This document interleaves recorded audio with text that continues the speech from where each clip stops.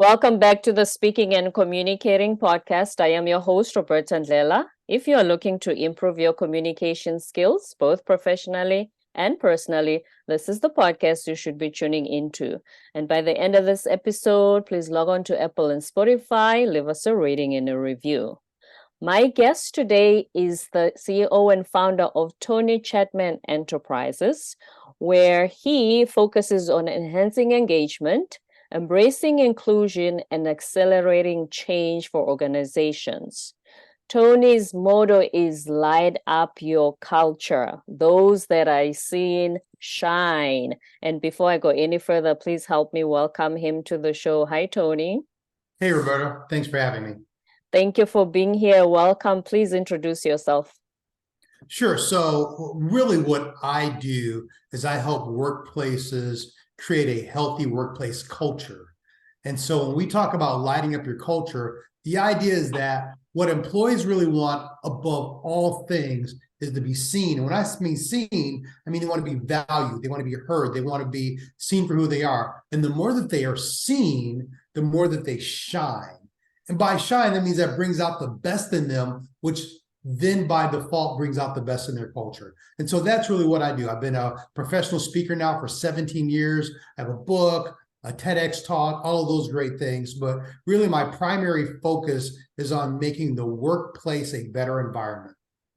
Have you noticed that especially since the pandemic, that there's been a more people-focused culture in organizations, not just, do your job and go home? In part, yes, I see that there's a greater focus on it, but I'm not convinced that executives are actually bought into the idea. It seems more like a fad and a great idea, but when it comes down to the actual dollars being spent, I see executives being a little more reticent to actually jump into that space the way that they make it seem that they are. Okay. And the ones that you work with, when you work with your clients, do you find that, first of all, we always ask this question, when people are coached and trained, do they implement what they've been trained on, or do they go back to the old ways once the coach leaves the building? Oh, if you don't implement what I do, I leave. It's not even a conversation. I'm not going to waste both of our time. It's great to collect the check, but from my clients, there's a lot of implementation, and we do give it a period of time to make that happen.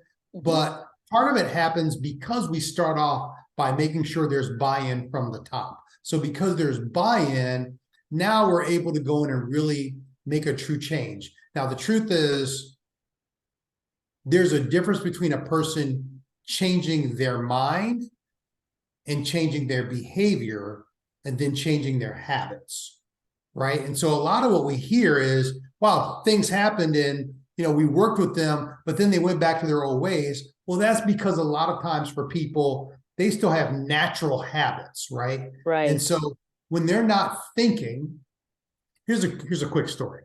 Oh, please, yes. So my mom, years ago, stopped smoking. Both my parents smoked, all of my life growing up. And then as we had our first son, my father had stopped smoking, and finally my mom stopped smoking. And she had tried a number of times before and just was not successful. It was just one of those things, she couldn't do it. And I remember asking her, what was the difference this time? And she said, I was more motivated. She goes, but one of the things I did is I kept a pin in my car. And I thought, okay, why would you do that? She goes, because what I realized is when I got in my car, I would naturally look for something to hold like this. And if I didn't have a pin to hold in, then I would reach for a cigarette. And so we have a lot of these default behaviors and habits that we don't even realize we do it, but they're literally what we do by default. So we have to then have repetition to be able to change those ideas into behaviors and behaviors into habits. So acknowledge the behavior and then replace it with the better behavior, with the better action. Correct. And speaking of, sorry, go ahead. Oh, just one quick thing. Part of replacing it with the better behavior is showing that the previous behavior, although it may have been appropriate at some period of time, was no longer benefiting them. Because people won't let go to something they don't believe is bad, even if there's something better.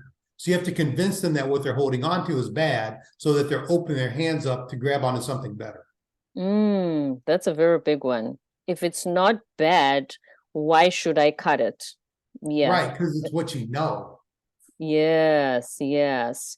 No, I just wanted to ask earlier, when you said to get buy-in from the people that you will coach in corporates, does that mean there's a process pre you coming to implement the training? Do you have any communication? Do you have anything that they need to start doing before the actual training days? Oh, yeah, we have conversations before the training days. I know who the decision maker is, who is often not the person who actually hired me. Normally, the person who hired me was someone delegated to do it. And so I start asking them very specific questions about, why, who's bought in. I try to meet with executives if possible. And one of the other things is, for example, I do a lot of work in the area of unconscious bias. So normally if a client says, hey, we're doing this DEI work, and I'm very well known for my bias work, especially amongst healthcare and in the government spaces, but in a lot of spaces. My first question is, how does this fit within your overall strategy? And if you can't answer that, then we have to back up and make sure that there is a strategy, which often there's not, and then that people are bought into the strategy. Because if this is just a one-off and it's like, oh, we're going to do some, diversity training because it's the in thing, it's not going to stay. Or spend the budget before the year end. Yeah. All the time. Not that we were complaining if we're in business, but it's better to have that long term. It connects with the strategy situation because it's going to be effective, and they will call you in future when they realize that you do make a positive change. Well, and that's going to be my next point is there's some times where I take the job and it's not, the money is good, don't get me wrong. But I believe that once they actually see me at work and they see the benefit of the work, then they'll buy into it. And so that happens quite often. And how did you get started on this? Is this something after you finished school, you're like, I'm going to be a speaker, I'm going to change organizational culture, here I come? Yo, I got a story for you. Please, we love stories. My undergraduate studies was in chemical engineering. So I'm a chemical engineer by trade. I did that for a number of years, got a patent. And then my wife and I, after getting married, we decided to work in faith-based nonprofit for about a decade, right? And the only problem with nonprofit is it's nonprofit, right? You don't have any money. So we did that. Did a couple other things after we came out. There's a lot of stories I'm leaving out. But one day, I found myself working more as like a temp mechanical engineer. And I was like, this is not what I wanted to do. So I pulled together what I would consider my personal advisory board. Some of my closest friends, they've known me for years. They're very influential. They're all these things, but we have a very special relationship. And it was really for the decisions of, or for the idea of, help me figure out what I'm missing. I got to get on track. I'm not on track. And so we met at a friend's house. He asked me kind of the proverbial, if you could do anything in the world, what would it be? I was not thinking about speaking. I was thinking primarily about business development and some other work. But something in me said speaking before I thought. And so what I said was, man, if I get paid to do anything, I get paid to speak. But what I really am thinking, and before I could get what I'm really thinking out, he stopped me, the wheels started turning. And to make a long story short, 3 months later, no, that's not true. 3 weeks later, I was in Bermuda opening for Les Brown. So it was just kind of your first gig was opening for the Les Brown? 4 of my first 5 gigs were opening for Les Brown. And let me mention, the first one was in Bermuda. The first 2 were in Bermuda, come to think of it. Yeah. Not a story you hear very often. So let me give you the filler, the part I skipped over in the story. Right. So when my friend asked, when I mentioned the speaking thing, he stopped. Now, at the time, he was program director for 3 radio stations in Chicago. Okay. We were living in Chicago at the time. And he said, well, you know, Les Brown does a radio show on my station every Sunday. Let me call him. Couldn't reach him. And he said, wow, if I had known earlier, I'm having an event in Bermuda with Les and 3 of his proteges. I would have loved to have had you there, but you know, it's kind of late now. One of my other friends, Roger, checked him in the moment. He goes, really? You would have had him. Prove it. And so he stopped. He goes, I'll tell you what, I can't pay you, but if you can get there, I'll put you on the bill. So my friend Roger grabbed his computer, did a little typing. He asked me for information, which it was very personal, but he and I exchanged that kind of information all the time. It's the kind of relationship we have. And he looked at me and says, I just bought your ticket. You have no excuse. And so once he did that, the other friend, Elroy, who had said, who was having the event, he goes, wait, you really bought his ticket? He goes, yeah. He goes, all right, I'll pay for the hotel. And it was done. So I went there, opened for Les Brown. It was myself, 3 of his proteges, and him. Now, I had spent a year, over 10 years, speaking, teaching ministers how to speak, training them, being a minister, all these other things. So I knew what I was doing. When the event was over, Butterfield Bank, the main sponsor, said, we want to do another event. We want to make it a full weekend of motivation, but we just want Les and Tony. And that's how it started. Not something you hear very often, but more than anything, this proves that we always say, look at the people who surround you, look at the best 5 people, and that's your friends. Exactly. Especially if they believe in you and they know you, it changes the world. It certainly changed yours. Surround yourself with those kinds of people. So let's go back to unconscious bias. A lot of us have, if not all, we have it. And sometimes we have this argument that it is fed by the news we watch, what society has programmed us to think about certain people, etc. How do you walk into an organization and tackle those biases, knowing that, especially if you have a diverse culture, so each team member has something that they think of another team member if they're different from them?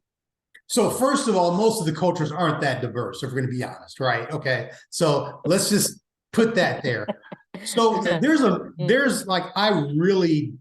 think the engineer in me really reverse engineered how I wanted to do these programs. And so what I don't do is go in and give them a list of biases and all the stuff. I walk them through this journey, and we do some exercises, and they seem like they're very disjointed until we get to a moment where I said, okay, now we're going to look at everything we just did. And now we're going to redefine bias, because people think, when they think of unconscious bias, they think of, discrimination, right? Prejudice.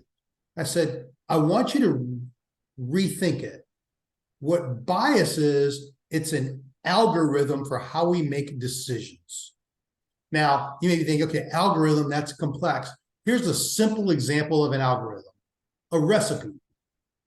So, for example, if you're going to make pound cake, you would take a pound of butter, a pound of flour, a pound of sugar, and a pound of eggs, and mix them together and get pound cake.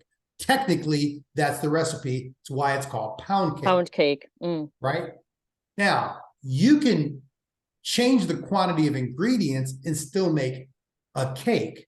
You can add and subtract ingredients and still make a cake. But technically, for pound cake, that is the recipe. We have recipes for a lot of things. We have a recipe for what is good and what is bad. We have a recipe for who is good and who is bad. We have a recipe for what is someone who's qualified, what is not, what is threatening, what is safe, what is trustworthy. All of these things, and we don't realize that we are making decisions based on these algorithms that are running through the background. Now, when I started to explain it like that, it changes the way people look at it, because number one, we start to take the stigma away from it, and it's not all judgment. Okay. In fact, we go really hard at, this is not a judgmental thing. We're not using bias as a barometer for morality. But it also starts to answer other questions, because people think, well, wait, I'm white and I have a Black friend, so I'm not biased. So no, you have a Black friend who fits your current recipe. But what if they talk different? What if they look different? What if they became your boss? See, that's when things change, and it helps people to start to understand. And then the other part of it for me, I back it up with a ton of data. We go through studies and metrics. Everything I say is backed up by studies. I give them a reference sheet to the point where it's like you just can't argue.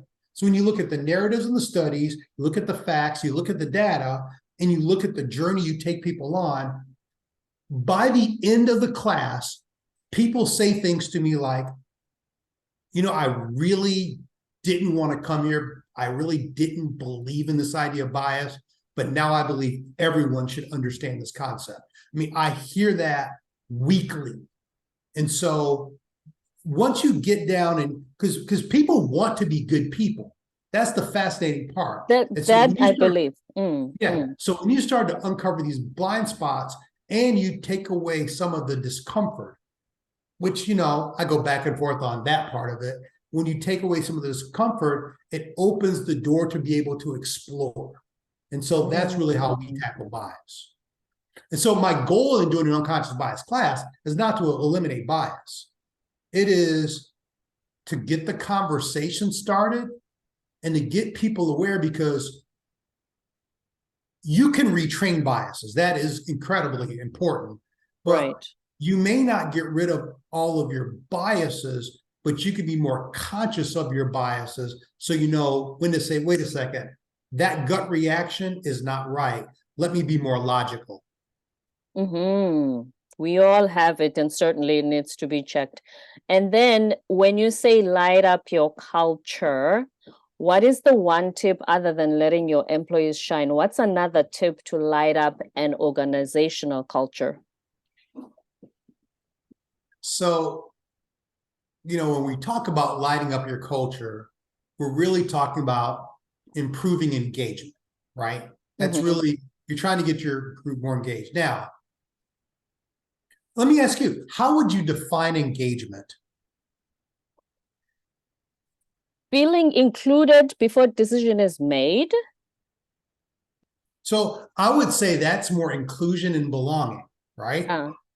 And the reason I didn't just... Or the back and forth of ideas. If I say, okay, I have this innovative idea on how we're going to complete this project. So here's the reason I did that, and I apologize. I didn't mean to really throw in the spot like that. Right. But most across the board, we talk about engagement, but we can't define it. We can describe it. We know what it looks like, but it's hard to define. So I'm going to define it to you in the simplest terms, okay? Please, yes. Engagement is how much someone cares. And because they care, it's what they do. So if I'm an employee and I care, I work harder, I take ownership, I go the extra mile, right? I'm engaged. If I don't care, you might hear me say something like, well, that ain't in my job description, right? Or it's 4:30, I'm leaving. Yeah. Right, it's 4:30, I'm leaving. Because what happens is work is transactional. Right. Okay. Effort is personal. Oh, please say that again. So work is transactional. Effort is personal. So what we're trying to get from people within our organization is not just work. We want effort. And effort is a function of how much they care. And so then that makes things a lot more simple, because now a boss or a company or a CEO, they just need to ask, why would my employees care? That answers a lot of questions, doesn't it? So they know. I pay them. That's a transaction. They'll work. Why should they care? Figure that out, and you figure out engagement. I have never heard of it being described like that, defined like that. That's because I'm the one who did it. I literally made it. I've been digging through this engagement thing and looking at all these words and rational commitment and emotional commitment. And it just hit me. I'm like, all we're doing is talking about how much somebody cares. That's it. And I think Remember what is, sorry, go because I've ahead. worked with so many employees and organizations, I've seen so many people who didn't care that I could recognize it. Because the organization beats the care out of them. What I said earlier, a lot of the time we throw around these terms, we don't really have a concept of how they work in real life on a day-to-day. Right. Tony, any last words of wisdom before you go? I would just say, for everyone, whether you are a CEO, a manager, an employee, a parent, a spouse, community member, or whatever, you have to figure out how to be your best self. Because if you can make you your best self and be in your best emotional state, your best condition, then you have the ability to make other people around you better. Exactly. You let your light shine. Words of wisdom from Tony Chatman, the CEO and founder of Tony Chatman Enterprises, whose mission is to light up organizational culture. Thank you so much for being here today. We really appreciate you bringing new insights to concepts we talk about all the time. Absolutely. It's great being here, Roberta. Thank you for being here, Tony. It was my pleasure. And before you go, where can we find you so we learn so much more about this stuff? Easiest way is my website, TonyChatman.com, Chatman. They have links. There you have links to everything, social media, YouTube. I will tell you, the website will look completely different in less than a month. We're totally revamping it.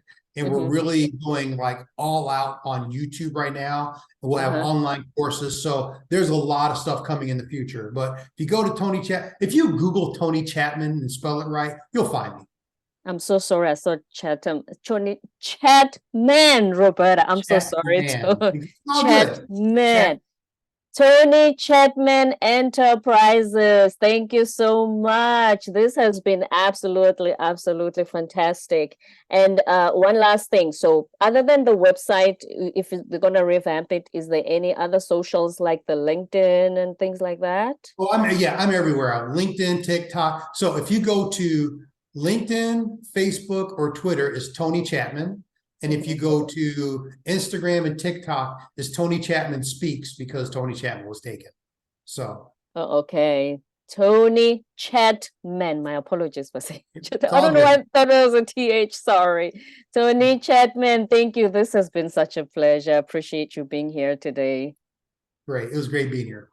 Thanks. Don't forget to subscribe, leave a rating and a review on Apple and Spotify, and stay tuned for more episodes to come.